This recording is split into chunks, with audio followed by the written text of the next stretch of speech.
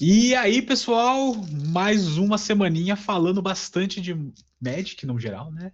Hoje aqui com o Caio novamente. E aí, Caio, como é que foi a semana? Tranquilo? Tudo tranquilo, muito frio. Claramente, né? Eu tô até com a minha touquinha aqui, porque não tem como. Nossa, frio demais, não sou fã não. Cara, eu prefiro frio do que calor. Prefiro passar um pouquinho de frio do que calor. Mas eu entendo quem prefere calor. Eu sou do É que eu time sou calor. gordinho, então naturalmente eu sinto muito calor, né? Então, pra mim, quando eu sinto frio é porque realmente tô saindo do meu comum, vamos dizer assim.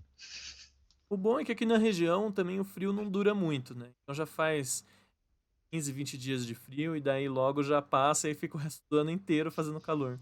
Exatamente. O que é muito bom, né? Porque aí você consegue. Você que gosta de calor, pra você é melhor, né? Eu sinto um pouquinho de. Tô um pouquinho feliz que tá um pouquinho frio, não vou negar, não. Não vou mentir, não. Legal, Caio. Então, só pra gente resumir, então, hoje a gente vai falar de duas coisas principalmente, tá, gente? Vamos falar de como foi o RCQ Premium da Monte nesse final de semana, que contou com 59 pessoas, então realmente teve uma galera que veio.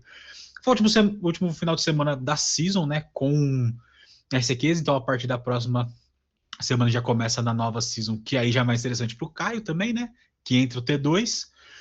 E também já falar alguns spoilers aí da nova edição que chega nessa sexta-feira. Animado, Caio? Muito animado. Não, realmente essa semana tá marcando várias mudanças. Porque a gente tem o final da Season Modern, que agora vai começar a Season T2, e vai ser um novo T2, né? Por conta da rotação. E se vocês se lembram bem, no ano passado a gente não teve a rotação por conta do aumento, né, para 3 anos que as cartas têm de duração no T2. Então a Wizards falou que ia ter um ano sem rotação, que foi no ano passado. Então eles só fizeram alguns banimentos para tentar dar uma apimentada em algumas coisas e não teve rotação, não foi isso? Exatamente. E não só anunciaram que iriam fazer essa mudança, né, de quanto tempo seria a rotação, mas também de quando ela seria, né? Então a gente está numa mid-season aí, vamos dizer assim, de mudança de rotação. E a gente vai ter ano que vem novamente um ano sem rotações. Isso vai voltar só em 2027. Aí no começo de 2027. Então aí temos bastante carta para colocar em jogo para falarmos sobre isso. E também os decks do final de semana. Que a gente deu uma olhadinha antes, né, Caio? Decks que nos surpreenderam. A gente teve um deck que surpreendeu bastante, para ser bem honesto. O resto esperado para quem joga Modern aqui na região e também para quem joga online. Mas Modern é um formato que sinto que está saudável, de uma maneira geral. A gente teve lista de banimento, a gente falou no último podcast. Não teve mudanças, mas também não precisava, né? Era um formato que estava bem saudável, está bem equilibrado, tem bastante coisa sendo descoberta também. E provavelmente agora essa atenção vai voltar muito mais para o T2 por conta do que o Caio acabou de falar, né? Rotação e season. Cara, você quer falar primeiro do RCQ, então? A gente teve o deck, a gente teve 59 jogadores, né, como você estava falando, e estava valendo duas vagas, não era? Exatamente. A semifinal mais disputada da história do Brasil aqui foi na Monte. Tivemos duas semifinais muito dificílimas. Infelizmente não pude acompanhar.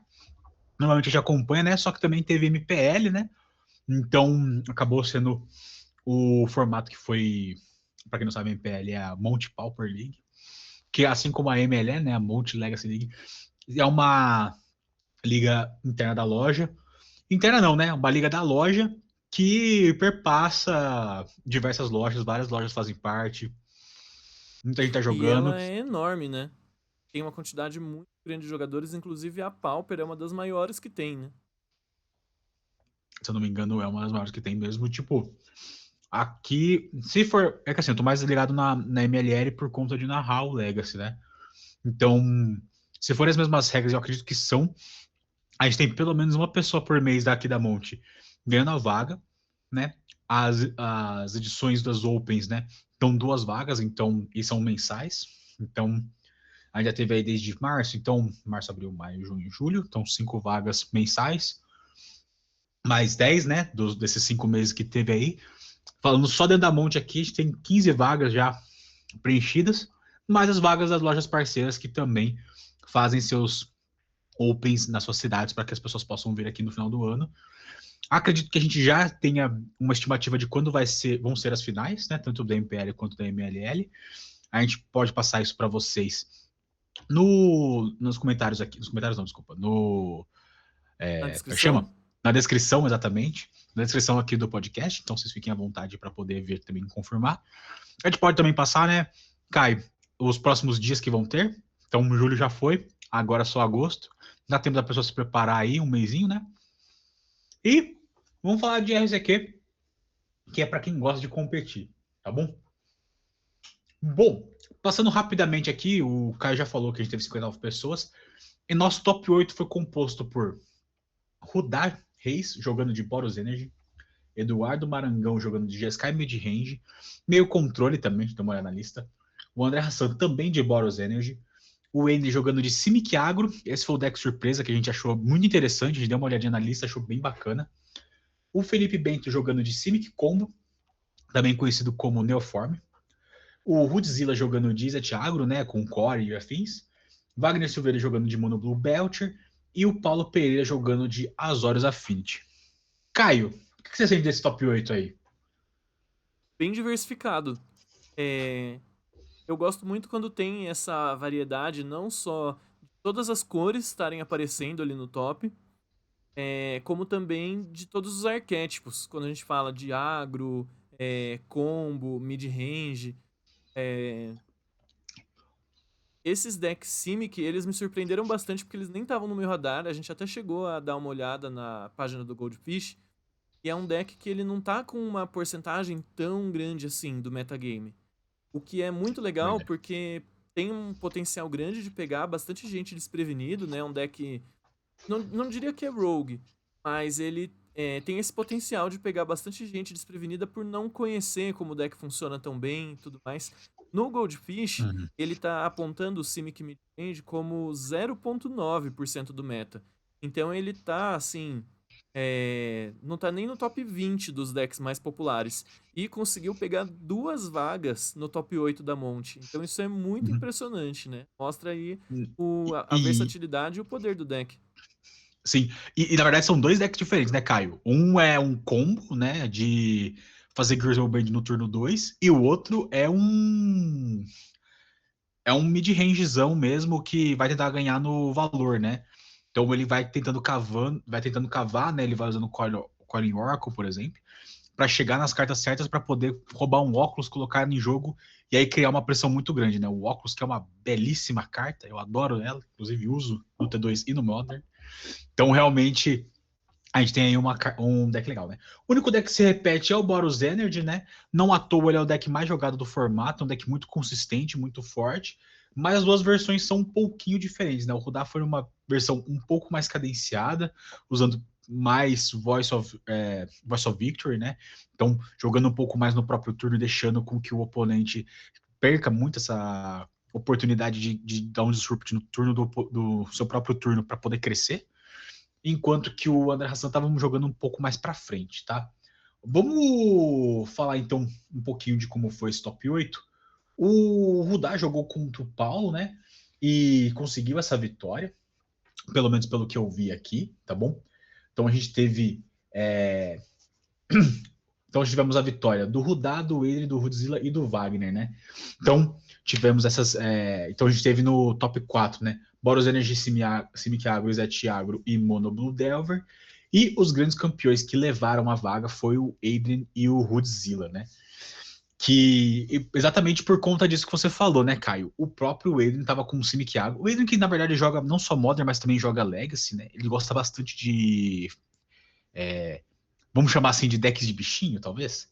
Ele gosta bastante disso, né? No Legacy ele joga bastante com o Dead Gale, por exemplo, né? Então um BW meio Texas, né? Ele é um deck que vai muito em cima disso. Preda muito legal, decks como o Reanimator, né? No Legacy falando. Então ele veio com esse deck de bichinho que surpreendeu, né? Deixou todo mundo não entendendo o que estava acontecendo. Achei bem interessante a lista dele. A lista dele especificamente possui Felipinho, o Perdido, né? Para quem não Posso conhece aqui, falar aqui do Ah, você tá falando do deck Do Adrien. do Endrin, tá? Eu tinha aberto a lista do deck do Rootzilla. Deixa eu abrir Ah, aqui a tá. lista do Endrin. Legal. É, o Rootzilla que veio com o Zé Thiago, né? Mas só pra gente comentar rápido do Adrien, porque ele é um deck um pouco mais. Novamente, né? Não rogue, mas um deck que tava meio. Não sendo esperado, né? Então, a gente vê assim por cima, né? O deck tem 4 Shardless Agent para buscar um outro bichinho que vai se repor. Então tem a Svencoatl, tem o Colin Oracle, tem o Felipinho. O Felipinho que inclusive se repõe 2 vezes, né? Busca 2 cartas. Ou encontra aquela carta que vai buscar o óculos, que é o Birthing Ritual, né? Então você consegue essas 4 cartas, né? Se não me engano. É, o Shardless Não, Agent é uma máquina aqui nesse deck, porque todas as coisas que ele pode buscar vão gerar muito valor, que é uma característica grande dos decks Simics, né? Geralmente, essa combinação de cores, você não tem muitas remoções para os seus oponentes, mas você consegue gerar uma quantidade de valor gigantesca. Então, se o seu oponente não prestar muita atenção no seu board, logo você está dominando, né, a posição, está numa posição muito mais vantajosa. E, inclusive, como você mencionou, o Shardless Agent a melhor coisa que ele pode puxar é o Ritual de Nascimento. Daí você pode sacrificar o próprio Shardless Agent para transformar ele num óculos no final do turno. E aí o seu uhum. oponente precisa ter uma resposta imediatamente, senão o jogo vai ficar bem difícil para ele. Exatamente. Ele pode, na verdade, virar qualquer bicho do deck, né? O Shardless. Porque é X o custo até mais um, né? Então ele pode virar qualquer bicho do coisa. E ele só vira um bicho se você encontra olhando as 7 cartas do topo. Então, você vai olhar 7 e vai falar: legal, não tem óculos ou não tem uma coisa que seja importante. Pode ser uma Harbinger, por exemplo, para atrapalhar muito o deck do oponente. Você pode simplesmente encontrar a Harbinger, colocar ela em jogo e atrapalhar completamente, né? Fazer isso contra um amuleto, por exemplo, Outra provavelmente é. sinergia incrível do Shardless Agent é porque ele liga todas as cartas que você quer jogar sem pagar o custo. Então ele serve tanto para pagar o custo da resistência ou da sutileza, se você quiser fazer esses elementais pelo Evoke. E ele Uhum. também serve como a forma de você ligar a chama da negação, porque ele é uma criatura azul que você pode sacrificar ele para anular alguma coisa do oponente. Então, nossa, muito legal essa lista, assim, muita sinergia mesmo. Parece um deck muito divertido de jogar, mas também não muito fácil, né? Você tem que saber cadenciar certinho. Você tem algumas remoções no main deck, né? Algumas formas de parar o oponente, como a gente falou, né? Tem a FON também, né? Force of Negation, que também é pitch, né? Desmembra para tirar algumas criaturas, um Sync também, que pode se tornar um terreno ou jogar alguma coisa para a mão do oponente, né? Devolver. E o Flare próprio, né? Então tem bastante opção aqui dentro. No site, ele vai buscar, então, Constant Memory, que acredito que seja uma staple absoluta no formato hoje. Tudo tem trigger ou tudo é incolor, né? Então tá realmente assim, os Eldrazi realmente são cartas muito fortes e eles vieram para ficar mesmo de vez no formato, né? Stern Scouting, porque quem tem medo de Boros é todo mundo, absolutamente. Você não pode deixar o Boros jogar sozinho, que ele vai te amassar com muita certeza. 2 Collector Wolf, aquele medo de artefato sempre importante, né? Dá uma segurada também de artefato com habilidade ativada. 2 Force of Vigor, novamente, né? O Charles acaba se tornando mais um pitch aqui e atrapalha bastante, porque fazer 2/2 acaba sendo mais interessante para ele, né? 2 Disputa Místicas, para poder ganhar de decks azuis, que vão atrapalhar. Mais um Dismember, e aqui eu já acho que esse Dismember entra muito com medo de BW, né? Falando especialmente de Ketramose. Ketramose e Overlord Preto, né? As 2 cartas que acabam dando muito problema para esses decks de bichinho que não tem como matar criatura de custo 5 ou matar uma criatura indestrutível, né? E é uma Mais uma boa escolha Endurance. porque, por exemplo, contra o deck de Ketramose, você consegue pagar esses 4 de vida sem ter que se preocupar imediatamente com esse custo, né? Que seria o contrário, por exemplo, de um deck Boros Energy. Ali os 4 pontos de vida são fundamentais e você não conseguiria Aí o Stern interagir. Scouting vira muito mais eficiente, né? Porque aí você pode começar no turno. Se você começa, por exemplo, você já para o primeiro turno do oponente, já dá um time walkzinho, né? Vamos dizer assim. Então acaba sendo muito importante, né? E por fim, mais uma Harbinger, eu acho que agora, né, que tem muitos decks multicoloridos, e o seu deck já tem duas florestas já consegue trabalhar bem, então achei interessante.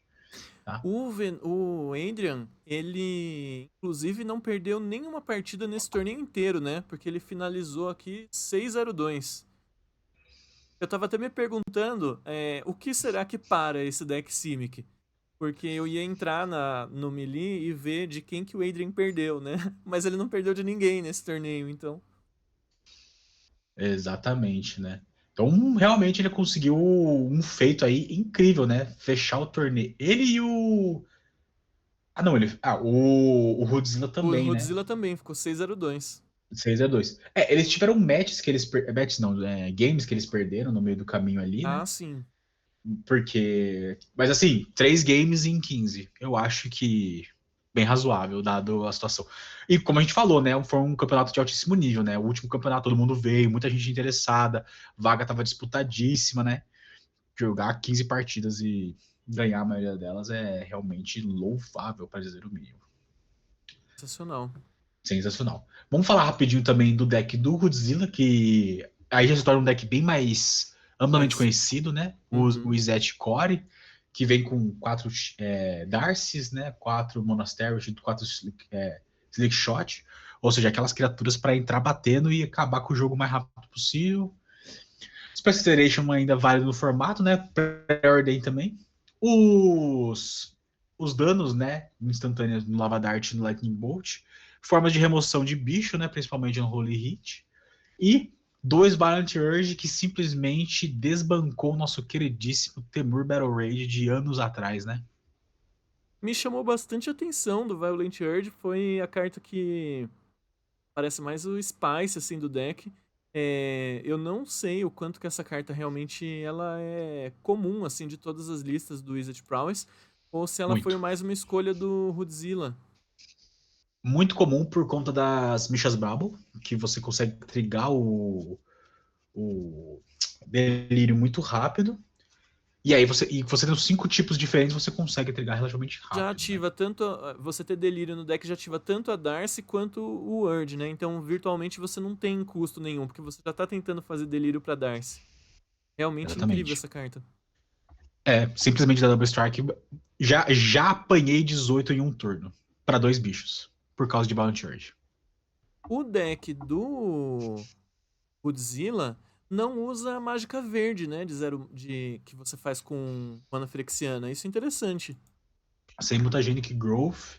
Eu acho que foi mais em cima do Holy Hit para poder parar outros decks e ele voltar matando. Essa foi uma ótima escolha, realmente. O 4 Unholy Hit no main deck, eu acho que foi uma decisão bem acertada, principalmente contra Boros Agro, né? Se ele estava esperando ter muito Boros, muito Orzhov. É mais uma forma de interação para parar esses decks. Com certeza. O Unholy Hit só não mataria a Ketramose dessa lista de criaturas que você falou, né? Que ela é indestrutível, no caso. Né? Incrível, muito bom. Bom, e aí ele foi o Mizete, mas tinha um splashzinho para branco, né? Tinha um Jeskai ali escondido. Porque no sideboard ele tem 3 Constant Memory, novamente. O deck tem azul, Tem automaticamente já que sobe ter. pelo menos 3. Tem que ter, não tem como. Jogo de azul também, então uso 4, porque sei como é importante. Então, 3 Prismatic End, 3 Wear and Tear, 2 óculos no side. Aqui me surpreendeu, viu? Sim. Diferenciado. 2 extrações e 2 Tormod Script. Interessante. O Precisaria Wear and conversar com Tear ele você depois acha o que, que que ele. é ideal para jogar contra quais decks nesse Modern atual? Saga Gaming. Saga Gaming, com toda certeza. Saga Gaming, o jogo mais divertido de todos quando você tá usando o Saga Game. Quando você está contra o Saga Game, é só tristeza e decepção. A carta é simplesmente fenomenal. Eu joguei contra a gente convertou isso na semana passada, né? Joguei contra um Jund Saga e eu fui completamente obliterado por uma Saga e uma Rain 6. Não tinha o Wear and Tear, não tava usando. Eu tava de UP. Se eu tivesse com Wear and Tear, Nossa, ou não eu tava tinha a menor maluco, possibilidade de usar um Wear and Tear. não tinha a menor possibilidade. E olha que eu gosto muito de jogar de Mardu, e eu não estava jogando de Mardu. Falando de Mardu, a gente falou todas as cores, exceto o preto, está no top 8. É verdade. Eu comentei, né, que eu gosto quando tem todas as cores representadas e achei que tinha um Orzhov aqui no meio, mas na verdade não tem nenhum Orzhov. Muito O triste. primeiro deck com preto que aparece ficou em 11º lugar, é isso? O Dimir Mill, que também é um deck bem divertido de jogar no Modern atualmente. É. Não sei se você Ah, é entusiasta não, do não, deck de não, triturar. não sou um Não, eu entusiasta. acho tão divertido, tão Eu engraçado. acho muito paia, mas tudo bem, tá? Tudo Manda bem, uma não vou, risada de não. taxa e vai, tipo, 45 cartas do deck embora, porque tudo custa 1. Nossa, já vi acontecer contra Boros. Foi bem triste pro Boros. Pro Boros, com certeza. É. Eu tenho os meus Murktide pra me ajudar, né? Mas perder o Murktide também é difícil, porque o Murktide é a forma de ganhar nessa partida, né? Se eu consigo ligar pra um Murktide, praticamente tá vitória. Não tem o que fazer. O cara não vai conseguir anular, não vai conseguir matar e ele vai simplesmente ficar batendo de 8 em 8. E se eu não fizer dois seguidos, né? Sim, sim, com certeza. O John Wick, ele ficou próximo do top 8, mas eu acredito que ele dropou aqui antes da última rodada, porque ele percebeu que conseguir. Ele fez Ele 4 passou em nono, vitórias. né? Ah, Aí ele foi sim. embora. Aí foi embora. Ele ficou 4 vitórias, uma derrota e um empate. Você vê um resultado tão bom, mas mesmo assim não deu pra pegar o top 8 dessa vez. Porque só um top 8, só um 4-1 passou, né? 1-4-1 passou. Que foi o Paulo Ferreira. Que tinha uma derrota a menos. Aliás, quem passou, na verdade? Ele teve. Game Record ele é 8-3-3. E o do John Rick foi 9-2-3. Pode O ser Under. que talvez outras pessoas já tinham a vaga e talvez droparam do top 8. Não, o top 8 foi o top 8 mesmo. Porque geralmente nesses torneios RCQ a premiação de créditos vai pelo suíço e aí o Sim, pessoal joga o top 8 só pela vaga. Então, se a pessoa ela se classificou bem no suíço para pegar os créditos, ela já foi embora e daí a quantidade de pessoas chamadas pro top 8 pode ser que aumentou. entendi. Mas esse top 8 foi o Não top 8 sei, eu mesmo. tô só imaginando aqui, né? Eu Não, beleza. não arbitrei nesse torneio, eu não sei informar. Não narrei esse torneio, então também não sei muito. Mas eu acho que o top 8 foi o top 8 mesmo. Legal. Legal. Bom, gente, isso foi o último RCQ da temporada que a gente teve aqui. A partir de agora a gente vai ter RCQs T2. Kai, vai T2. jogar? Com certeza eu vou jogar, não sei do que ainda. Tô aberto a possibilidades, né? Tenho uma pool boa aí pra montar algum deck Azorius ou algum deck Selesnya. São as cores que eu acho que eu tenho mais afinidade, assim, pra geralmente montar decks e jogar. Mas se surgir alguma coisa bem interessante de outros arquétipos, que a gente vai até comentar de algumas cartas que tem potencial pra gerar novos decks no T2. Então, Exatamente. tô bastante animado. Com certeza jogarei sim. É. O Kai é praticamente meu oposto aqui, né? Ele gosta de jogar aparentemente de Bunt e eu gosto de jogar de Mardu, né? Praticamente os opostos aqui, mas beleza. Bom, Aqui é Atraxa no meu coração, jogamos de tudo menos vermelho. entendi, entendi. Não, o negócio é ser firexiano. Mamãe Sheldred me carrega. Nunca vou reclamar de Sheldred. Me levou pra RC do ano passado.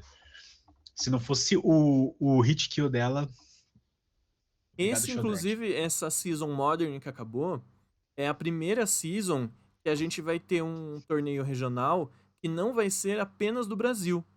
Esse regional vai ser da América Latina inteira, né? Ele está previsto para acontecer agora em novembro, e aí vai ter jogadores de outros países, do Chile, da Argentina, sei lá, né?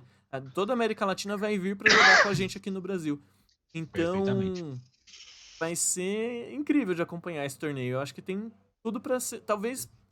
Eu não tenho certeza dessa informação, mas eu acredito que vai ser até dividido em 2 dias, Não tenho certeza, mas acredito que vá. pela Faz quantidade de sentido, pelo menos. jogadores, talvez. Sim. Agora a gente juntou várias regiões antigas, né? Então provavelmente vai acontecer isso. O que a galera tem comentado é que hoje algumas lojas aparentemente receberam uma notificação de que o próximo será no Chile. Ah, então essa Season T2, quem conseguir a vaga agora, pode já preparar ali o seu RG, o seu passaporte para ir para o Chile. Fica a dica, se for viajar no Mercosul, use o passaporte. Compensa muito mais do que usar só o RG, tá? Falo com propriedade. Siga para mais dicas. Nos siga para mais dicas. Bom, gente, então vamos falar então de Edge of Eternities, que é a edição que sai nessa sexta-feira. Vai jogar o pré, Caio? Com certeza vou jogar o pré. Eu vou jogar o pré no Day One. Eu vou jogar no domingo. Já combinei com o meu querido amigo Luiz, que trabalha comigo. Jogaremos a duplinha, eu e ele. É legal jogar o pré-release do Two-Headed Giant? Eu nunca joguei dessa forma. É diferente, cara, é bem diferente. Assim, eu joguei o Day One, né, que é bem competitivo. Ali é realmente faca na caveira, cara, totalmente, na segunda, na sexta, né? Ah, pra mim é uma Aí, sexta-feira normal. você sempre tá competindo, né, cara? Então é só mais um dia, né?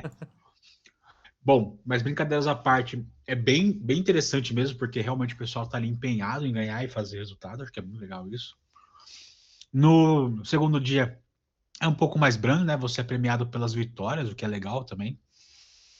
E o Two-Headed é sensacional porque você simplesmente monta o deck que você quiser ali, praticamente, né? Com uma pool de 12 pacotinhos, né? E é E compartilhada a pool, né? Então, se você quiser é- pegar as cartas vermelhas do seu amiguinho, você monta todas as cartas vermelhas ali de duas pools e monta um deck super bufado. dá pra usar 5 cores ao mesmo tempo, assim, e ser feliz, porque realmente vai vir muita coisa boa. O power level dos decks deve acabar ficando bem maior no Two-Headed Giant, não? Fica. E tem cartas e cartas, né? No Two-Headed de Dominária, tinha a mecânica de Domain, né? E Aham. um bicho que ele era. Acho que ele é 3 ou 4 manas. Ele dava 1 de dano a cada oponente pro tipo de terreno que você controla. É como tem Só que duas cabeças, dá o dobro, né? não só isso, mas contava como o time, né? Então você formava domain em 2 pessoas, que é muito mais fácil, e dava 10 de dano no oponente, dava 1/3 de dano na hora, assim. Era absurdo.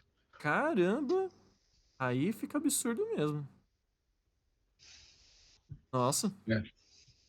até me Então, algumas surpreendi coisas. agora, me surpreendi um pouco dessa interação aí. Uhum. Então, você pega, por exemplo, tem um bichinho clássico de Two-Headed, que, por exemplo, é aquele bichinho 2 mana, 1/1, cada oponente descarta uma carta. Não, tudo bem. Cada oponente, aí realmente, como tem duas cabeças, você vai afetar os dois, então é muito poderoso. Agora, a questão do domain me surpreende um pouco, porque na teoria o domain conta o que você controla. E aí o Tem seu que ver. Eu tenho que ver se companheiro, era isso mesmo, mas acho que mesmo era isso. sendo seu parceiro, você não controla as Se permanentes não é dele, ele. né? É. Então, Você também, tipo, não. se o Você Ney tiver respeita a errado, pilha e gente, tal. se ele estiver divulgando aqui desinformação na internet, vocês corrijam ele aqui nos comentários. Por Digam, favor. você estava passando a perna nos colegas, porque não é assim que Eu funciona estava domain no tomando Two-Headed essa passada de Giant. perna, na verdade, porque eu não tirei esse bichinho e aí eu só apanhei dele. Agora, uma coisa do Two-Headed Giant também, que tem essa influência pelo fato de ser duas pools, né, compartilhadas, essa coleção, ela tem um... Como é que chama? Um arquivo místico, digamos assim. Ela tem uma quantidade de cartas que são reprints que são válidos no limitado, mas não são válidos no standard. Então a Que gente tem são os vários guests, né? terrenos, special guests. A gente tem vários terrenos muito fortes, tem algumas mágicas também que são bem fortes. Tem gente que não gosta. É um pouco polêmico esse assunto, né? Porque tem gente que acha legal ter o arquivo místico num set, dá uma pimentada, assim, dá um tempero adicional quando você está jogando limitado. Mas tem outras pessoas que odeiam e daí sempre vão citar, por exemplo, jogar o selado de Marcha das Máquinas e o oponente começar com Hagavan na mesa. Ou alguma outra mágica, assim, extremamente absurda. Você tá jogando o selado de Terra Selvagem de Eldraine e seu oponente manda uma Necropotência. Então esse tipo de coisa pode acontecer né, quando a coleção tem arquivo místico, mas ao mesmo tempo tem os seus fãs. E no caso de você estar jogando com selado Two-Headed Giant, a chance de sair uma carta super poderosa dessas é maior, porque você tem duas pools, e a chance de você conseguir usar essa carta também acaba sendo maior, porque sempre tem o risco de você estar jogando selado, você abre a maior bomba da coleção, mas ela não tá nas suas cores. A sua pool tá indo pra esquerda e a sua bomba tá indo pra direita, né? É, Agora, quando você abre duas pools, é quase impossível essa carta não se encaixar, pelo menos no deck de um dos dois. exatamente. Então acho que fica assim bem mais poderoso, deve ser um formato até difícil, eu imagino. Sim. Não, você vê, por exemplo, aí você tava falando, né? Fui pegar aqui as Stellar Sites, que eles estão chamando esse arquivo místico, né? Cara, de terreno tem coisa absurda. Tem Ancient Tomb, Solend. Só o Cara, land incrível. Solend incrível. Tem Colonnade Celestial, que também é um baita beater, um deck Bom, mais lento. Você tem uma série de mainlands, né, das antigas. Você tem Cryptar Pit, você tem... acho que todas as 10 mainlands vieram nessa coleção. Acho que não, acho que só as Só primeiras, as né? Lava aliadas? Claw, só as aliadas primeiras. Não tem, desculpa, não necessariamente as aliadas, né? Por exemplo, tem a Lumbering Falls aqui, que é a azul e Azul e verde. verde. Tem Mutavault, tem Mana A Confluence. Vault vai ser muito legal também. Então, vamos ver aqui. Raging Ravine. Pô, da hora. Acho que vieram as 10, sim. As 10 primeiras, né? Porque depois tiveram mais 10, né? E isso aí em Eldraine eles começaram um ciclo novo. Que são as Restless, né? Isso. Tem Thespian Stage. Então, assim, cara, tem Strip Mine. Strip Mine também vai deixar a gente triste, hein? Nossa, vai, hein? Vai Então, deixar assim, bastante gente triste. e o legal é que eles vieram só com terrenos dessa vez, né? Então, vai Ó causar o um Buck problema, mas dando nem um oi tanto. aqui pro pessoal. Olha só, coisinha fofa. Cara, Ancient Tomb aqui foi o suficiente pra ficar, meu Deus do céu, o que os caras estão fazendo? E tinha umas mágicas também, né? Não eram só os terrenos. Eu tô enganado. Eu não achei aqui no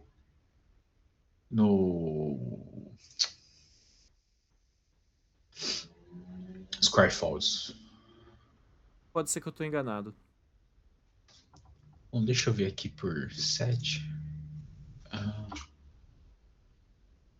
Mas a gente tinha separado algumas cartas que a gente acha que tem potencial de ver muito jogo, né? Você acha que a gente já começa a falar das cartas? Com certeza. Então, acho que são só as lentes mesmo, viu, Só as lands, né? Caio? Normalmente não achei outras coisas. Bom, então vamos começar com a carta que foi primeiramente, né, spoilada, que foi o Tezzeret Cruel Captain. Tezzeret, assim, estava conversando com o Caio mais cedo, né? A gente tem a impressão de que ele é uma carta muito mais forte em formatos eternos do que em formatos rotativos como o T2, né? Então esse comentário vai ser bem focado nisso, porque a gente falou, né? Tem Soul Land no formato. Você tem como cheatar ele muito rápido. Você pode, por exemplo, uma Soul Land, uma Lotus Petal, faz outra Lotus Petal e já tá com 5 marcadores. Você pode fazer uma Chrome Mox. Você começa a fazer mana muito rápido e ele vai gerando muito esse efeito, né? E aí tem como habilidades, né? Ele só desce ou se mantém, né? Então, por 0, você dá um tap num artefato ou criatura. Se for um artefato, você põe uma. Se ele for uma criatura artefato, você coloca um marcador mais um nele. No -3, você busca um artefato com custo de mana 1 ou menos e põe na sua mão. No 7, você ganha um emblema que no começo do combate, no seu turno, coloque 3 marcadores no artefato que você controla.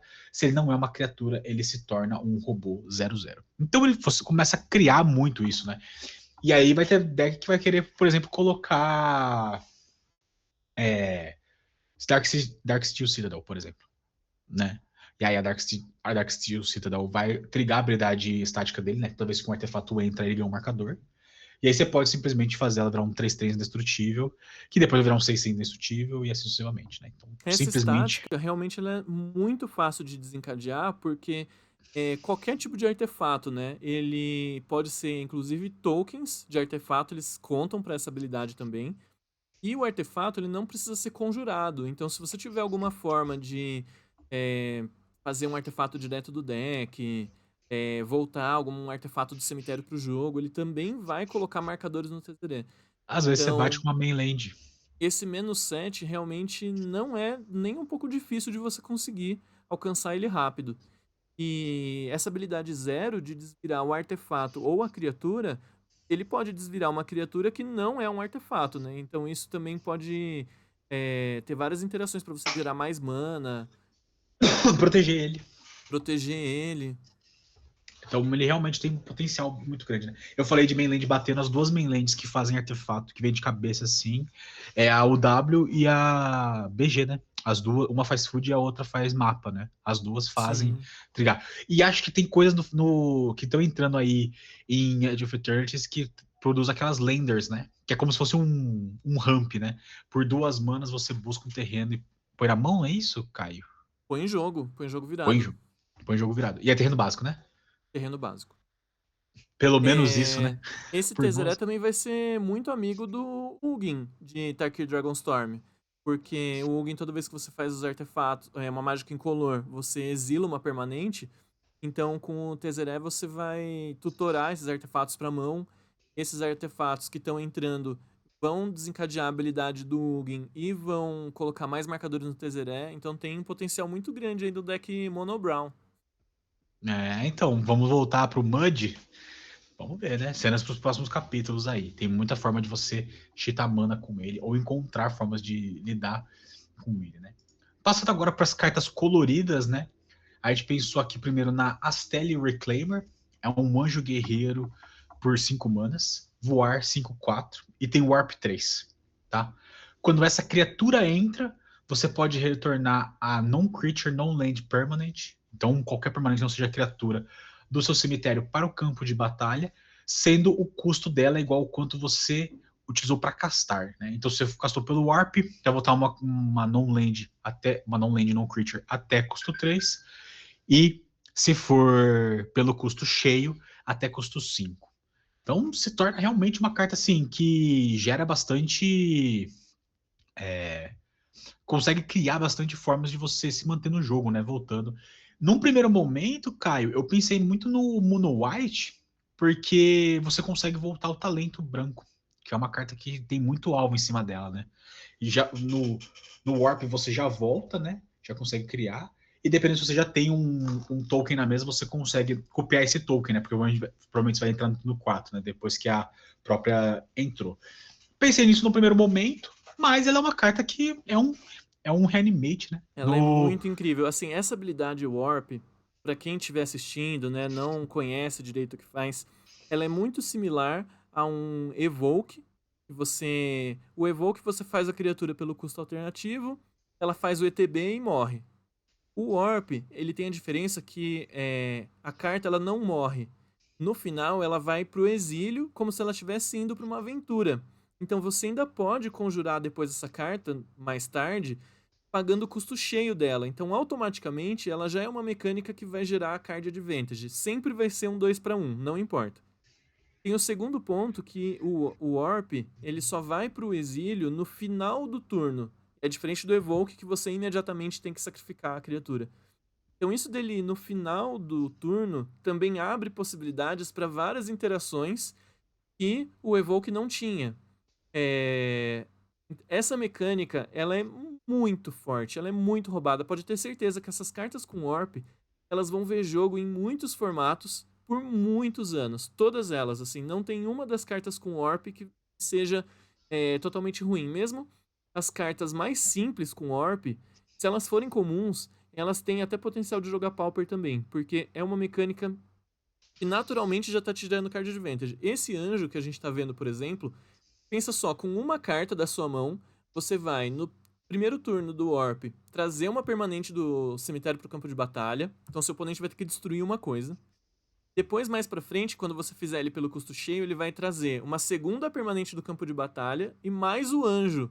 Então, com uma carta, você gerou 3 permanentes pro seu oponente lidar. Se ele tentar, tiver num deck mid-range que todas as remoções são 1 para 1, do tipo Go for the Throat, Shoot the Sheriff, ele não vai ter simplesmente cartas suficientes para lidar com as suas cartas. Então é muito absurdo, muito absurdo. Muito absurdo mesmo. E assim, Caio, é uma terceira permanente que é um 5/4 flying, né? Ele vai bater muito na tua cara. Então, assim, então realmente é uma mecânica muito forte, como você falou, né? E tem muitas criaturas que têm ETB, né, dentro desse Warp, como o próprio Anjo, um exemplo, mas tem muitas que é quando sai de jogo, né? E aí é o sai de jogo, não é morrer, né? Então, A única ela, desvantagem desse anjo, vou citar aqui a falha que ele tem, hein? Ó, presta atenção porque é uma grande falha. Ele não funciona com Ephemerate. Porque a habilidade dele vê quanto de mana foi gasto pra você conjurar ele. E quando ele entrar do Ephemerate, você não gastou mana nenhuma, então a habilidade não vai fazer nada.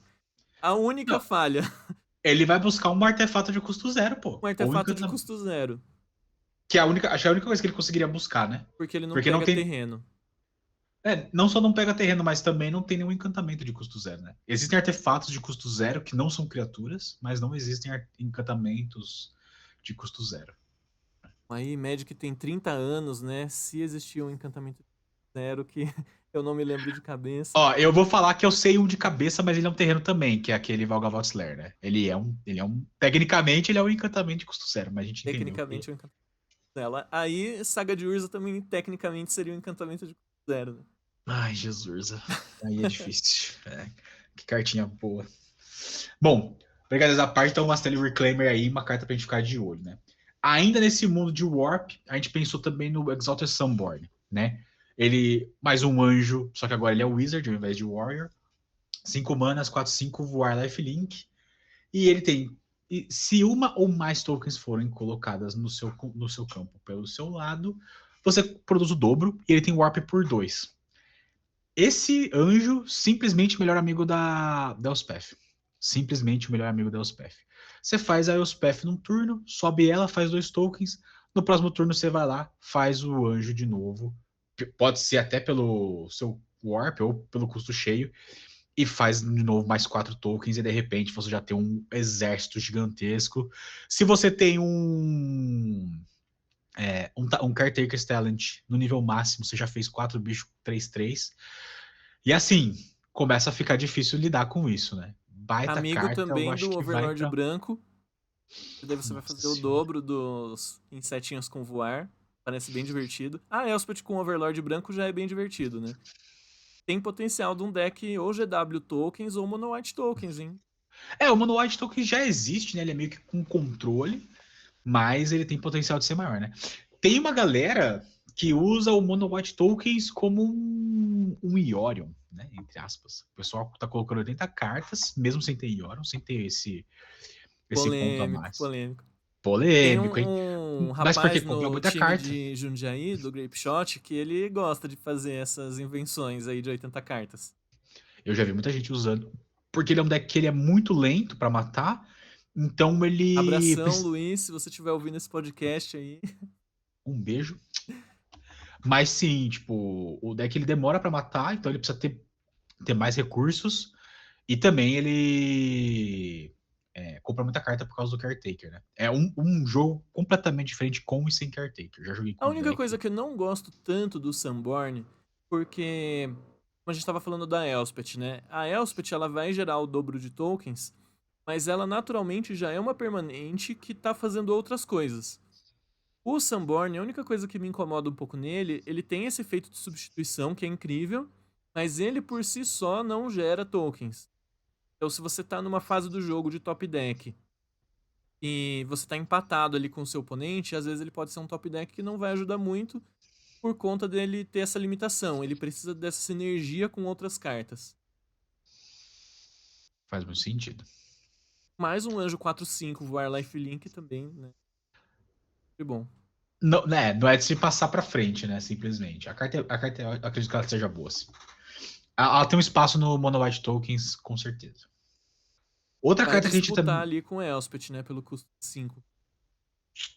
Eu acho que ela não disputa, não. Eu acho que ela entra junto, viu? Porque ela tem o Warp, né? É. É que, mas quantas cartas de 5 manas você consegue entuchar num deck? Talvez nesse deck de 80 aí que você mencionou funcione. Sim. É. Vamos deixar para quem quer fazer essa brew, tá? Eu Vamos realmente descobrir. não. Vamos descobrir. Bom, a outra carta que a gente achou interessante. A gente tá falando de muita carta branca, mas é porque a gente realmente achou essas aqui diferenciadas, tá, gente? A gente tem a Lumen Class Frigate. Ele é um Spacecraft, que é um novo tipo de super tipo de permanente. São artefatos que eles têm a possibilidade de se tornar criaturas, né? Eles têm a habilidade de Station, que funciona da seguinte forma: você vira uma criatura que você controla, põe charge counters igual o poder daquela criatura. Só pode fazer isso como sorcery, e aí ela vai se tornando um. No caso da Lumen Class, quando ela É, tiver 2 marcadores, ela já ganha habilidade. Quando ela Isso, completar 12 marcadores, aí ela se torna uma criatura. Mas só exatamente. dessa habilidade já é muito boa, porque um detalhe muito relevante da habilidade de Station é que a criatura que você vai tapar para colocar os marcadores, ela pode estar enjoada. Então, é muito comum você ter um deck White Winnie, com várias criaturas que você vai atacar, e você vai descer uma criatura que vai estar enjoada. Nesse turno, ela ainda não pode atacar, mas ela já pode contribuir para a equipe, tripulando ali. Não é bem tripular, né? Que tripular é outra habilidade, mas usando o poder dela para colocar os marcadores de carga nessa navinha. E aí, com apenas 2 marcadores, já vai funcionar como um hino glorioso, que dá um buff pro seu time inteiro. Então, esse custo é muito baixo, de 2 manas, para esse efeito, e é muito fácil de ativar, porque quase sempre você vai ter ali uma criaturinha enjoada sobrando para poder colocar e já ativar a primeira habilidade. Eu achei essa carta incrível. Também achei ela maravilhosa, achei bem interessante. E aí, no final, né, depois de 12, ela se torna um 3/5 Flying Lifelink, que também é uma antífona gloriosa, né? Então acaba se tornando um Final Beater aí. Que provavelmente ela vai se passar batida até ela virar uma criatura mesmo, né? Por mais que ela seja uma antífona, né? Ela vai se tornar o alvo mesmo quando ela se tornar uma criatura que vai bater também. Então eu achei interessante. Pode ser que se crie um arquétipo em volta disso, né? Um sucessor do Convoke. Convoke vai de base, provavelmente, nessa rotação. Que vai perder o Convoke. Vai Que perder é a mecânica o, principal. o capitão, né? Então, que era o gás do deck completamente, né? E o Demolition também, que por 1 mana fazer 3 tokens era incrível. Tinha jogada Rogak, que o Koda gosta de falar. Bom, saindo um pouco do branco, né? A gente vai para minha cor favorita, o Arcanemis Charm. 3 manas pretas, é uma instantânea que fala o seguinte: escolha um. Exila a criatura ou Planeswalker alvo, sem restrição. Até porque por 3 manas coloridas específicas, acho que é bem válido, né? Não é de outro mundo. É quase subútil, né? Mas a versatilidade da carta é gigantesca e isso torna ela muito interessante. Ou, né? Então, exila uma criatura ou Planeswalker. Ou você retorna de 1 a 2 criaturas ou Planeswalker do cemitério para sua mão. Ou você coloca 2 marcadores na criatura alvo que você controla, ela ganha lifelink até o final do turno. Então, assim, situação ruim, você tá pra trás, você pode colocar num bicho seu pra se defender e ganhar uma vidinha. Você pode tirar um bloqueador ou um problema grande de um Planeswalker. Ou você tenta voltar pro jogo no final da endstep do seu inimigo, né? Do seu é inimigo mesmo, né? Vamos colocar assim. É, o seu É que inimigo oponente. parece meio forte. Seu oponente, isso. Inimigo parece muito forte, né? É, um pouco forte. Seu, É igual seu aquele áudio, oponente, né? Não tenho amigos, no máximo colegas. no máximo, colegas. Não, isso aí também, pô, sensacional. Assim, sensacional é a forma que o cara fala, né? Mas sem noção. É engraçado, na verdade. Bom, e aí você pode voltar duas criaturas ou Planeswalkers que vão fazer total diferença aqui num jogo. Então, se torna uma carta muito versátil, né? A gente comentou muito do Mono Black, que estava se tornando um deck relevante por conta do Mono Red, né? Dele ser banido. Talvez a galera continue jogando com isso, busca alguma forma alternativa, né? O B, eu acho que não vai querer encaixar isso de forma alguma, né? Muito restritivo e o deck também é muito azul. Talvez crie um deck novo. Talvez crie um Mono Você Black acha que Controle. tem espaço para algum tipo de Mono Black Demons depois da rotação? Porque o Dross, que era o demônio principal, né, de 4 manas, ele vai cair com a rotação. Mas a gente ainda vai ter o Anexo Profano, que é uma fonte de card advantage incrível.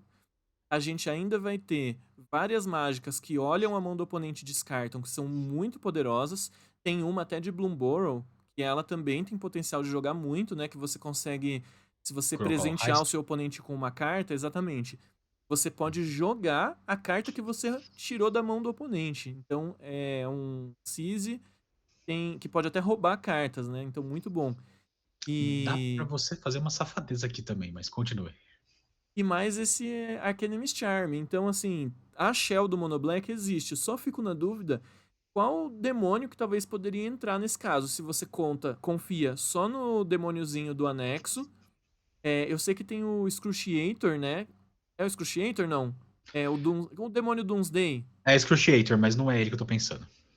Diga qual você tá pensando. Demon Wall de Final Fantasy. 2 mana 3/3.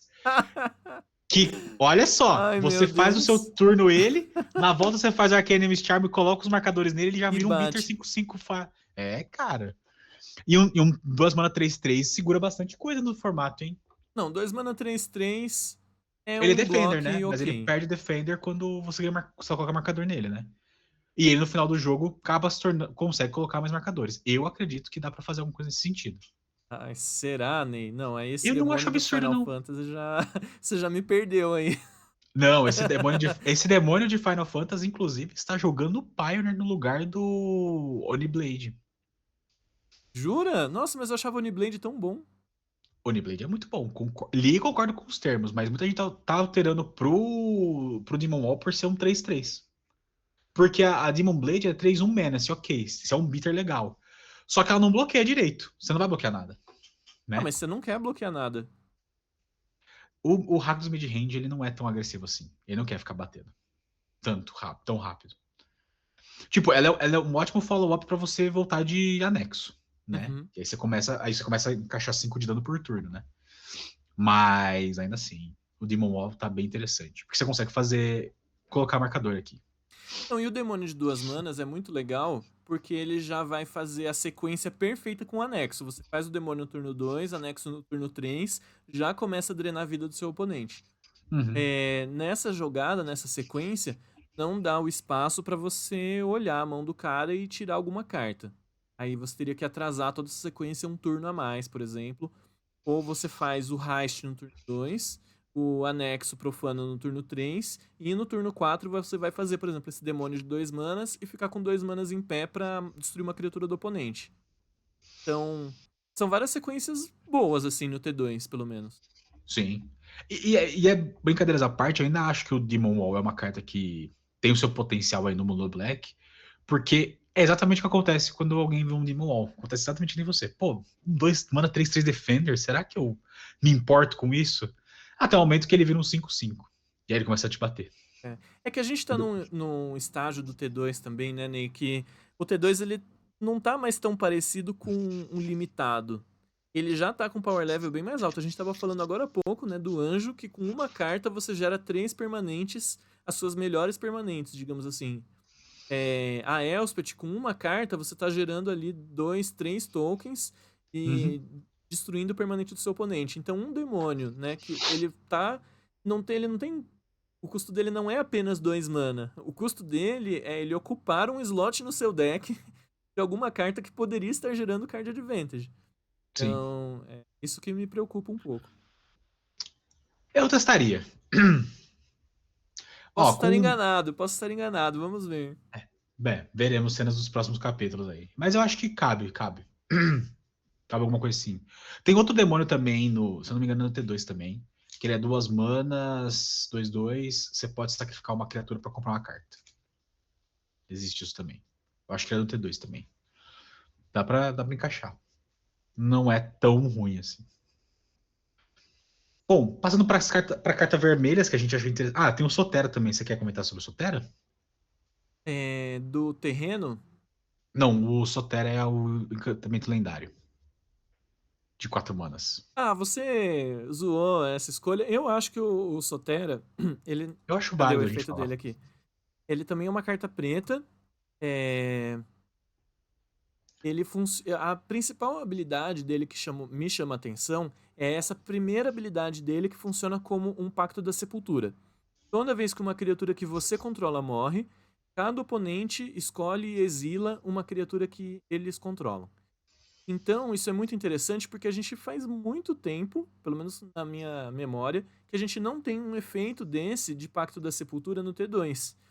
E aí, isso é uma forma dos decks de bichinhos, né, de tokens, terem algum tipo de controle no board do oponente.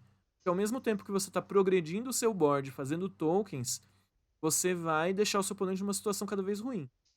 Cada vez pior.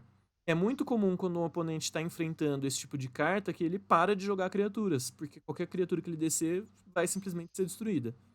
Nesse caso da Sotera, ela tem esse trigger que no início da sua end step, se algum jogador não controlar criaturas, aí você tem que sacrificar esse encantamento. Tudo bem, você vai estar roubando ali uma criatura do seu oponente pela inconveniência de perder o seu Pacto da Sepultura, mas é esse efeito, enquanto o Pacto da Sepultura tá na mesa, que me chama muito a atenção.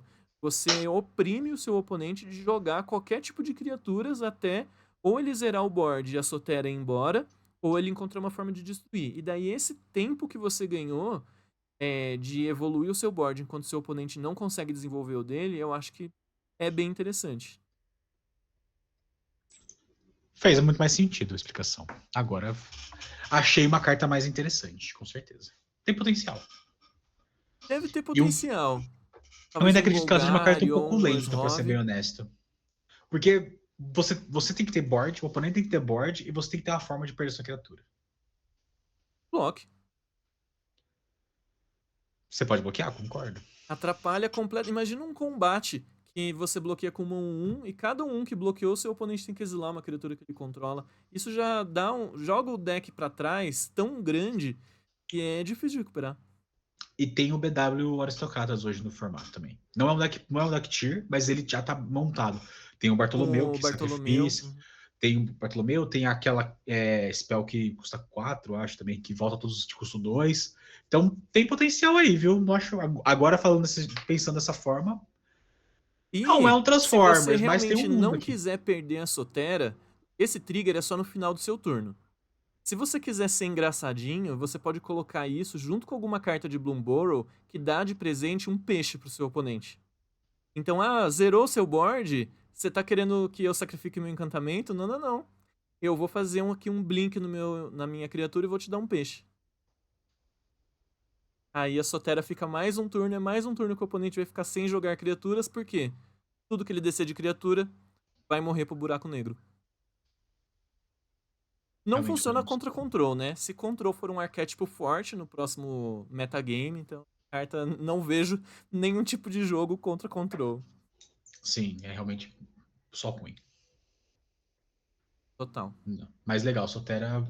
Fui provado aqui, ó. Pra quem fala que eu não mudo de opinião, muda de opinião, tá? Olha só, caramba. Pra quem diz que eu sou uma pessoa cabeça. Como é que é? Cabeça Cabeça dura? dura. Não sou. Provando por A mais B agora. Bom, vamos passar então para a carta vermelha que a gente escolheu aqui, que é a nova Hellkite. É um dragão, 5 manas, 4/5 Flying Haste, que já é interessante por si só. E quando ele entra em jogo, você dá 1 de dano na criatura que um oponente controla. Até aí, nada demais. Exceto que ela tem Warp 3. E aí ela vira um bicho 3 mana, 4/5 Flying Haste, que pinga um bicho do oponente. A carta é simplesmente absurda. Por 3 mana ela é um absurdo. Por 5 ela é bem razoável, mas por 3 mana é completamente fora da curva. Você matar um elfo de Lanoir do oponente, né? Qualquer mana dork que tiver ali. Ou até contra um deck White Winnie, que a gente comentou que tem potencial de existir um deck White Winnie aí no próximo T2. Tem algumas criaturas 1 mana, 2/1, brancas. E A gente aí vai falar você sobre fazer o ela. Nova Hellkite já mata o bicho, bate 4, sendo que dali a 2 turnos ele vai voltar o bichão com 5 manas, é bem interessante. Esse é um bichão da goiaba que vem pra bater, viu? E essa E arte é assim, fenomenal. Vamos falar aqui que lindíssimo. essa coleção tá com cada arte muito bonita. Nossa, eu pessoalmente fazia um tempo que eu não ficava tão deslumbrado com as artes de uma coleção de Magic. Simplesmente maravilhosa a arte. Maravilhosa. A arte original, vamos dizer assim, eu acho que ela é mais bonita do que a arte alternativa. E normalmente eu gosto de Alternativa. arte alternativa. Essa tá realmente muito legal. Agora eu vou falar de uma carta dourada, né? O Tanuk Memorial Ancient.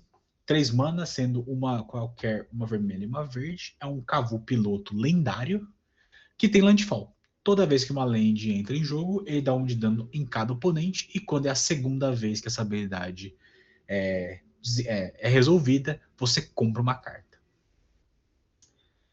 Cara, assim, acho Eu acho que eu abri interessante. o outro Tanuki. Como é que chama esse Tanuki aí? Memorial Ensign. Esse Tanuk, ele é mono-red? Depois eu queria comentar do Monohead. Esse Ah, daí. era esse que você tava falando. Eu abri o GR. Desculpa. Ah, tá. Você quer falar É, alguma coisa do GR ou vamos falar do Monohead? Cara, eu acho que o GR ele tem um mundo que ele cria em volta dele por conta do novo tipo de token que é criado nesse Do Age of Lender. Eternos, que é Lender, né?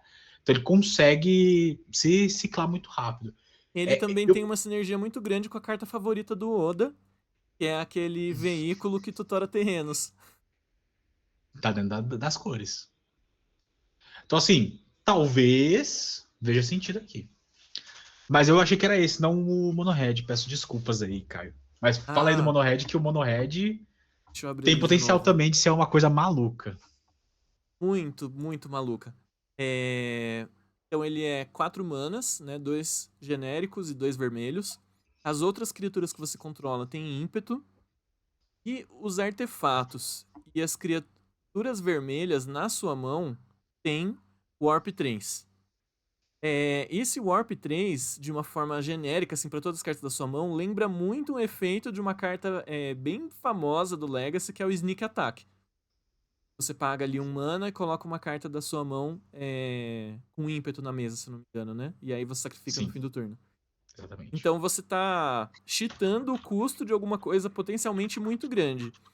Então o Tanuki, por exemplo, é uma criatura vermelha que seria muito interessante ter Warp e Haste, porque a primeira habilidade do Tanuki, além de tudo, ainda dá Haste. Você pode fazer o Overlord vermelho. Paga 3, ele vai entrar dando 4 de dano, bate porque ele tem ímpeto, já vai dar mais 4 de dano por causa do trigger do ataque, e daí ele vai pro exílio no final do turno por causa do Warp. No turno seguinte, você pode conjurar ele pelo Impending e matar mais alguma coisa ainda. Então é uma sinergia muito grande. É, Aqui é importante destacar também que as cartas de artefato que o Tanuki dá ao Warp não necessariamente precisam ser criaturas. Então tem potencial também de você colocar algum artefato bufadão na mesa por 3 manas e usar ele pelo menos um turno. Tem umas Lotus aí de 6 manas que geram mana pra cada artefato que você sacrifica, não é? Tem umas coisas assim bem absurdas aí no T2. Essa Lotus, inclusive, se você sacrificar 2 artefatos, ela vai gerar 6 manas. Já dá pra você fazer o Warp em mais 2 cartas pra você usar ela nesse turno. Já vira um combo maluco, assim. Qual Lotus que é essa que você tá falando? Não é a Lotus de Eder Drift? Deixa eu procurar aqui. Tô procurando, não tô achando. Se eu não me engano, ela custa 6, aí você vira e sacrifica qualquer número de artefatos, e ela gera 3 manas pra cada artefato sacrificado. Você lembra o nome pra eu pôr aqui na tela? Radiant Lotus. Achei aqui. Vira, sacrifica um ou mais artefatos, escolhe uma cor. O jogador alvo adiciona 3 manas daquela cor para cada artefato que foi sacrificado desta maneira. É bom, não sei se é bom. É engraçado? Eu acho muito engraçado. Diferenciado. Mas assim, tem muitos outros artefatos que dá pra você abusar disso. O Portal pra Phyrexia vai sair agora do T2, então o Portal pra Phyrexia não é um alvo assim tão bom. Mas aí, teve gente falando, né, de... Em Foundations tem o Colosso de Aço Negro.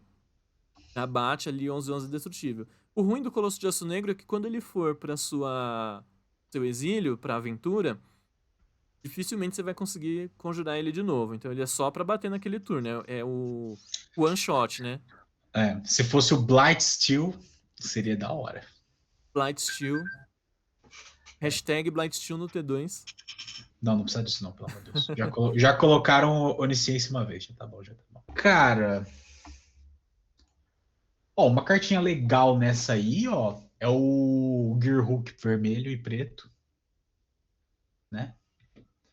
Quando ele entra, você coloca uma criatura de custo 4 do seu cemitério no campo de batalha com final de counter, ganha Menace, Death Touch e Haste.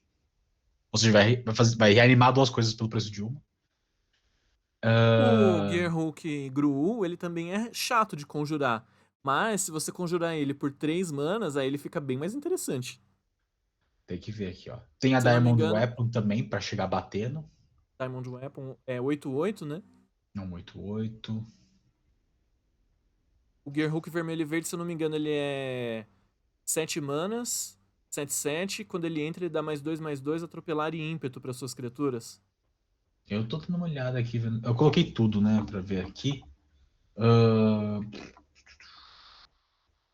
é que tem bastante equipamento e veículo, né? Aí não é tão É, aí interessante. não dá pra abusar tanto, né? Uhum. O legal mesmo é criatura. Tem uma fonte, que é um artefato do. Meteor Golem. Ah, Meteor Golem é engraçado. Da hora. E aí sim, essas cartas têm potencial de sinergia com efeitos de tipo efemerate. Faz ela É, por o 3 RG é manas no Warp, interessante também. e aí você paga mais uma mana pra blinkar, você fica com aquela permanente pra sempre. Tem um Ramos também, olha só. Ramos, isso é o dragão de É, Dominária? 6 mana, 4/4 voar. Você casta uma mágica, põe um marcador mais um nele pra cada cor daquela mágica. Remove 5, adiciona Uber 2 vezes. Então Tanuki fica aí com uma menção meme desse podcast, fazendo Caramba, tem brincadeiras Steel gostosas. Hellkite. Lembra desse? É o. Você paga X e daí destrói todas as permanências com custo X, mas você só pode ativar essa habilidade quando ele dá dano de combate. O ruim é que se você tá fazendo pelo Warp, você não vai ter muita mana. Então, vai ser só Ah, pra bater, né? deixa eu Eu ver tô aqui. pensando mais em abusar de triggers. Cara, não. Tem a Bridge também. Mas acho que o Tanuki, junto com o É só os Gearhook Overlord mesmo, que é Vermelho, interessante. Eu peguei e coloquei assim, ó, é de custo 4 ou mais. Eu nem fui tão, não fui tão ganancioso, assim. ganancioso assim. Cara, é os Gearhooks e o Darksteel. O resto não compensa tanto assim. Passando do Tanuki, tem alguma outra carta que você achou interessante que vale a pena comentar? Sim, que a gente esqueceu de comentar ele, que é uma carta branca, que é o Lightstall Inquisitor. Ah, sim, o Anjo Mago. O Anjo Mago de 1 mana, 2/1 Vigilância. Quando ele entra, cada oponente exila uma carta da sua mão e pode jogar aquela carta enquanto ela permanecer exilada. Cada spell que é castado dessa maneira custa 1 a mais e cada land que é jogada dessa forma entra virada. Isso aqui é muito incrível.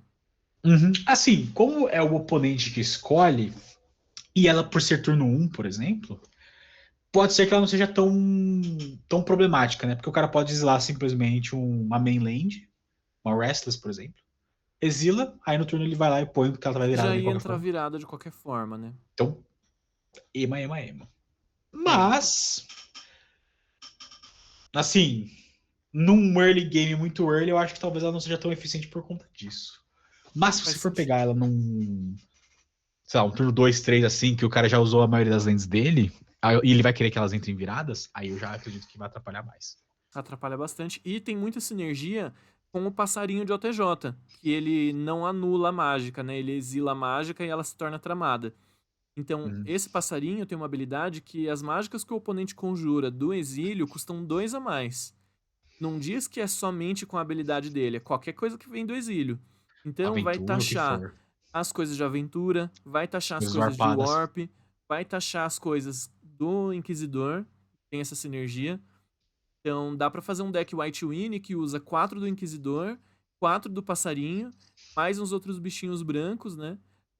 Eu sei que Deve o ter uns Padre bichinhos que Marcelo também vai faz isso. rotacionar agora, mas tem outros efeitos assim parecidos.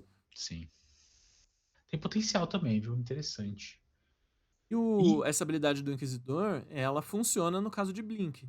Você aquele quando ele blinkar entra. ele, ela não precisa ser conjurada, porque tem alguns ETBs que diz que você tem que ter conjurado pra ela fazer o efeito. Mas Sim. essa não, então isso é bem interessante.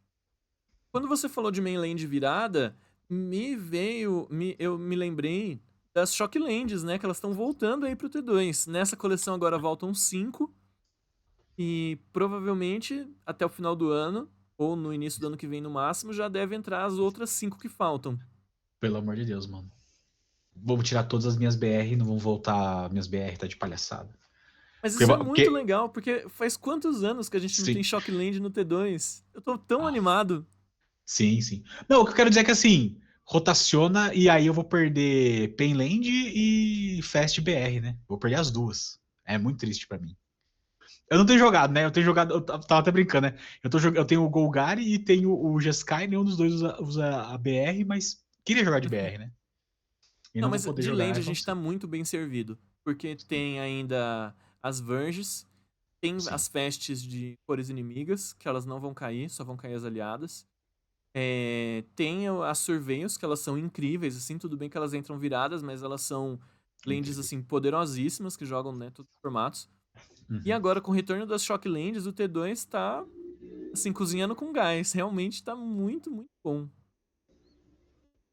Exatamente. E já não é tão bom assim quanto as lands planetas míticas, né? Essas vão ser É, as lands Estraga Booster da coleção. por enquanto, sim. Vamos só comentar rápido quais que são as shops que vão entrar, só pra gente deixar claro pra todo mundo. Bora. Então, entra a Breeding Pool, né? Então, o G, a Godless Shrine, que é a BW, Sacred Foundry, que é RW, Stomping Ground, que é GR, e a Watery Grave, que é a UB. Então, quem falou que era só aliada ou só inimiga, errou completamente. Eles Porque é fizeram meio a uma meio. mistura aí. Fizeram uma mistura bem diferenciada aí. Provavelmente pensando no T2, né? E aí, como o Kai tava falando, né? A gente agora tem os planetas, né? Que são míticos, que eles também têm habilidade de Station, né?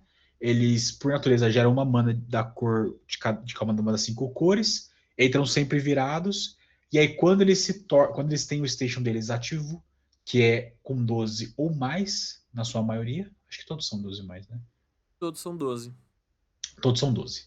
Mas o que a gente achou mais interessante de todos foi a Cabaron Memorial World, que é a vermelha. Né? Então ela entra virada, gera vermelho. Station, quando tiver 12 ou mais marcadores, você pode pagar 2, virar ela, sacrificar um terreno. Cria um bicho 2/2 artefato, que então as criaturas que você controla ganham mais 0 e haste até o final do turno. Então por 2 manas e um terreno, você faz um 3/2. É uma carta que parece interessante para os decks mono red também, apesar de atrasar um pouco. Mas também tem a sua possibilidade de ir para um outro mundo. Fala, Caio. Assim, essa carta tem sido a mais esnobada de todo o ciclo.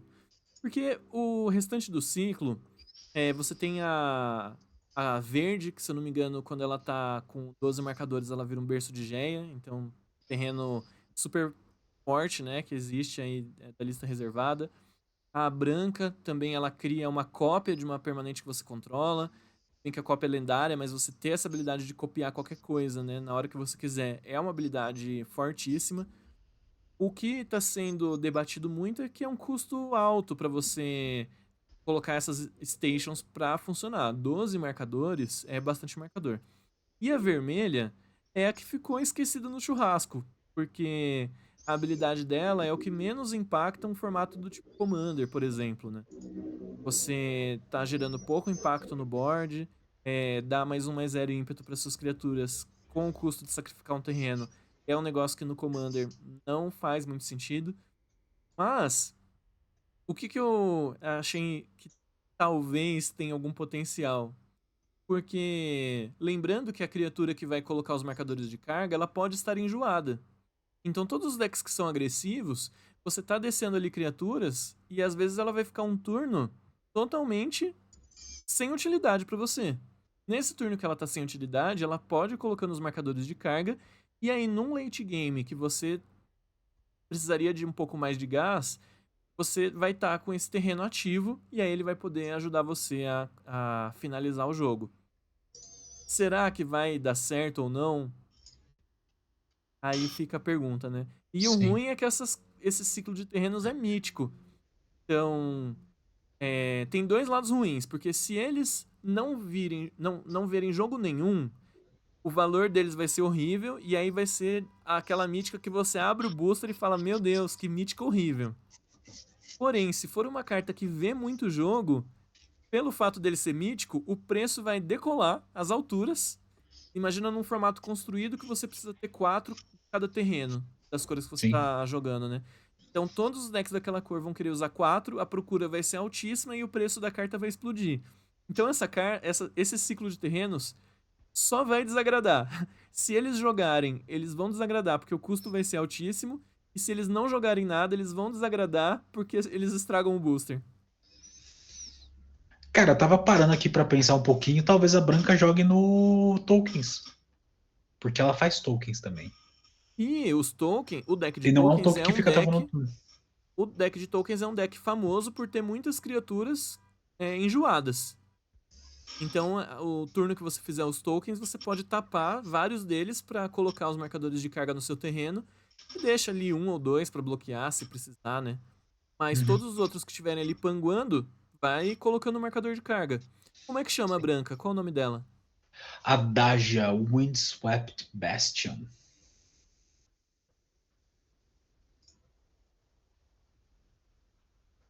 Então, esse de ser 12 marcadores parece um número alto, mas como pode ser feito ao longo de vários turnos, sim, talvez não seja tão impossível quanto a gente está achando. Não é um Transformers. Vamos ver, né? Cenas para os próximos capítulos, né, Caio? Tá animado com esse T2, Ney? Eu queria estar mais animado, mas é que como eu só narro, não consigo jogar, não me anima tanto. Eu Você fico não sempre joga pensando, nenhum Areninha? não, não, não, não, não. Porque não acaba não sobrando muito tempo, né? Ah, sim, faz sentido. Então eu. Que o tempo que eu tenho pra jogar, eu acabo jogando na loja mesmo, né? Então. São os dias que eu não narro, né? Então normalmente eu vou jogar lá na quarta-feira um Modern ou um Legacy de quinta. Legal, legal. Acabo não aproveitando pra jogar um T2zinho. Ah, isso me lembrou de uma história engraçada. Acho que não vai dar muito tempo pra contar aqui. Eu vou contar bem rapidinho. Tem um amigo nosso de Jundiaí que a gente tá tentando puxar ele pra jogar o T2.